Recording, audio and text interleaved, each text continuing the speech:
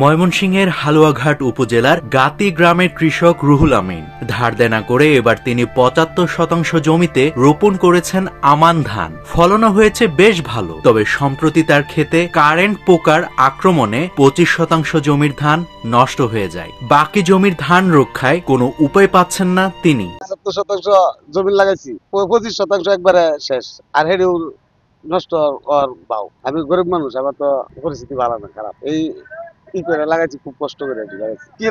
সব কিরা খালি কাটতে আসতেছে, কিন্তু আমার ২৫% শেষ। এর মধ্যে ভায়া আর আশা নেই। ভালো চলার মতন তো আর কোনো ভাও নাই, আল্লাহ যদি একটা কিছু না করে। আমরা যদি একটু দেখতেন, একটু সাহায্য করতে পারলে হয়তো আমরা পোকার আক্রমণে রুহুল আমিনের মতো ক্ষতিগ্রস্ত শত শত কৃষক। কীটনাশক প্রয়োগ করেও সুফল মিলছে না। কৃষকদের অভিযোগ, ক্ষেতে পোকার আক্রমণ হলেও কৃষি বিভাগ থেকে মিলছে না কোনো পরামর্শ।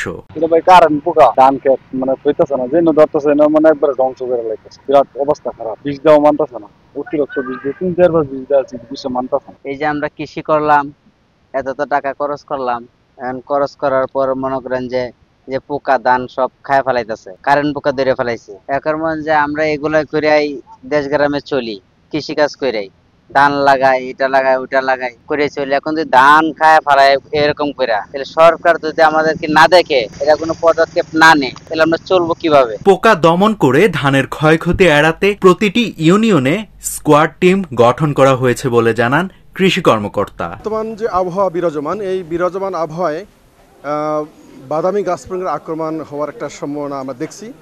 যদি হয়ে থাকে সেক্ষেত্রে কৃষককে আমরা আগে থেকেই সতর্ক করতেছি, এবং প্রত্যেকটা উপজেলার প্রত্যেকটা ইউনিয়নে স্কোয়াড টিম গঠন করা আছে। স্কোয়াড টিমগুলো কন্টিনিউ মনিটরিং করতেছে কৃষকের ফসলের ক্ষেতে যাতে বিপিএস বা বাদামি গাছপতঙ্গ না লাগে, কিংবা লাগলে কী করণীয় সেগুলো কৃষককে তারা হাতে কলমে শিক্ষা দিচ্ছে এবং প্রেসক্রিপশন স্লিপ তাদেরকে ইস্যু করতেছে।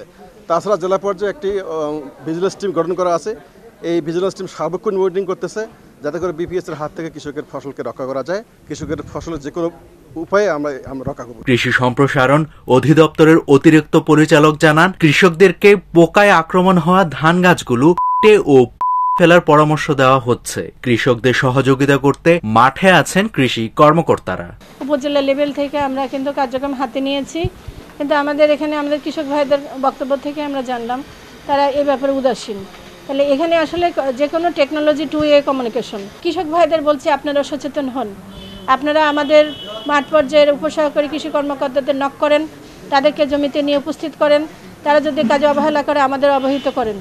যে আপনার যে কোনো সবার জমিতে এটা আক্রান্ত হতে পারে, আগে থেকে সতর্ক হন। যেখানে আক্রমণ বেশি হয়েছে সেই গাছগুলো আগে কেটে নিতে হবে, নাড়াগুলো সম্পূর্ণ পুড়িয়ে ফেলতে হবে, না হলে আমার অন্য কৃষক ভাইয়ের বিরাট ক্ষতি হয়ে যাবে। এবং আগামী বছরের জন্য প্রস্তুতি নেন যাতে করে এই ভুলটা না হয়।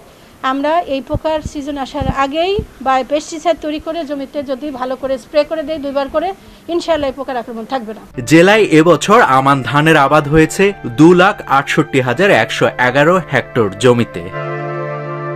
নাভিদ হাসান, সোনালী নিউজ।